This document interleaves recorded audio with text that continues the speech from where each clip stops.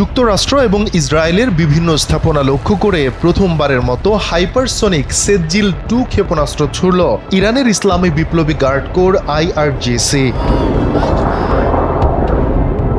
তথ্য বলছে, নৃত্যরত ক্ষেপণাস্ত্র নামে পরিচিতি পাওয়া সেজ্জিল ক্ষেপণাস্ত্র শব্দের চেয়ে 13 গুণ বেশি গতিতে ছুটতে সক্ষম, ফলে শত্রুপক্ষ হামলা ঠেকাতে তেমন সময়ই পায় না।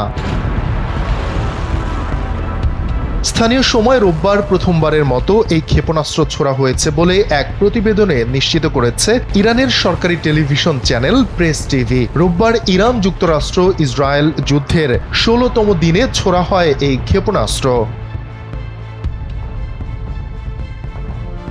নৃত্যরত ক্ষেপণাস্ত্র ছাড়াও সেজ্জিলের আরও দুটি নাম রয়েছে, সাজ্জিল এবং আশুরা। এটি ইরানের নিজস্ব প্রযুক্তিতে তৈরি করা একটি শক্তিশালী মাঝারি পাল্লার ক্ষেপণাস্ত্র।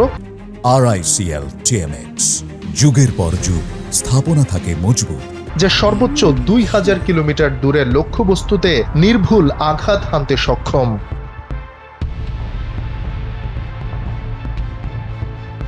দুই স্তরের এই ক্ষেপণাস্ত্র সর্বোচ্চ 700 কেজি বিস্ফোরক বহন করতে পারে। সেজ্জিল ক্ষেপণাস্ত্র উৎক্ষেপণের সময় তরল জ্বালানির পরিবর্তে সলিড জ্বালানি ব্যবহার করা হয় এবং এটির হাই অল্টিটিউড ম্যানুভারিং সক্ষমতা বা উচ্চ আকাশে বাঁক নেয়ার ক্ষমতা একে নৃত্যরত ক্ষেপণাস্ত্র বা ডান্সিং মিসাইল হিসেবে পরিচিতি দিয়েছে।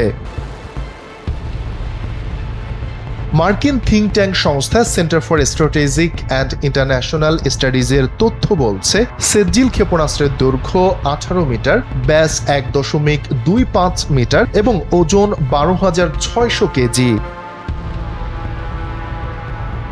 90-এর দশকে সেজ্জিল ক্ষেপণাস্ত্র তৈরির কাজ শুরু করে ইরান। 2008 সালে তা শেষ হয়। ওই বছরই প্রথমবারের মতো পরীক্ষামূলক উৎক্ষেপণ করা হয় এই ক্ষেপণাস্ত্রটি।